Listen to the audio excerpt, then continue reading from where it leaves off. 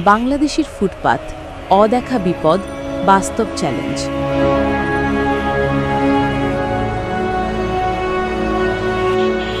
কল্পনা করুন, আপনি এমন এক শহরে হাঁটছেন যেখানে প্রতিটি পদক্ষেপ হতে পারে আপনার শেষ। অপরাধের কারণে নয়, বরং কারণ মাটিটাই এক ফাঁদ। বাংলাদেশের ফুটপাত শুধু ভাঙা কংক্রিট নয়, এটা যেন এক বিপজ্জনক গোলকধাঁধা। খোলা ম্যানহোল, উন্মুক্ত বৈদ্যুতিক তার, হঠাৎ গভীর গর্ত। প্রশ্ন হল, প্রতিদিন লাখো মানুষ কিভাবে এই বিপদের ভেতর দিয়ে হেঁটে যায়? স্বাগতম ঢাকায়, যেখানে ফুটপাত মানে নিরাপদ পথ নয়, বরং এক বিপজ্জনক যুদ্ধক্ষেত্র।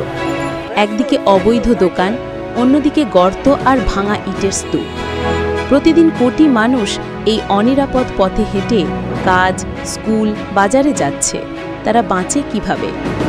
অনেকেই পা ভেঙেছে, কেউ পড়েছে খোলা ম্যানহোলে, কেউ বৈদ্যুতিক তারে পুড়ে গেছে।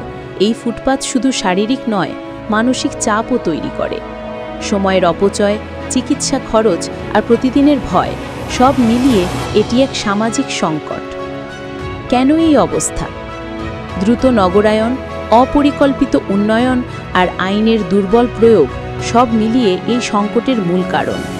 উন্নয়নশীল দেশগুলোর সাথে তুলনা করলে দেখা যায়, বাংলাদেশের পদচারী অবকাঠামো এখনও অনেক পিছিয়ে। বৃদ্ধ, প্রতিবন্ধী বা শিশুসহ মা-বাবাদের জন্য এই শহর প্রায় অসম্ভব এক যুদ্ধক্ষেত্র। তবু জীবন থেমে থাকে না, মানুষ মানিয়ে নেয়, বিকল্প পথ খোঁজে। ছোট ছোট উদ্যোগে নিজেরাই পথ মেরামত করে। কেউ নিজের দোকানের সামনে ফুটপাত ঠিক করে, কেউ প্রতিবেশীদের নিয়ে খোলা ম্যানহোল ঢেকে রাখে। এই মানবিক দৃঢ়তাই বাংলাদেশকে এগিয়ে রাখে। সমাধানও আছে, প্রয়োজন কেবল পরিকল্পনা, ইচ্ছা আর সহযোগিতা। সঠিক নগর পরিকল্পনা, পর্যাপ্ত বাজেট এবং নাগরিক সচেতনতা, এগুলোই হতে পারে পরিবর্তনের মূল চাবিকাঠি।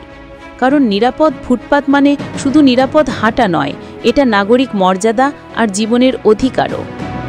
যদি আপনি বিশ্বাস করেন নিরাপদ শহর সবার অধিকার, এই ভিডিওটি শেয়ার করুন, সাবস্ক্রাইব করুন আর একসাথে বলি, নিরাপদ ফুটপাত চাই, নাগরিক জীবনের অধিকার।